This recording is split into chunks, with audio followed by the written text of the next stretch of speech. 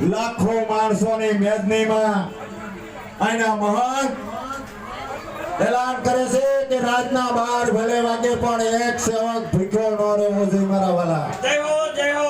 આજ ત્રીજો રણુજા ધામ ગુચ્છાના દરબારના મહાન ગૌતમદાસ બાપુ અતિ આનંદમાં છે.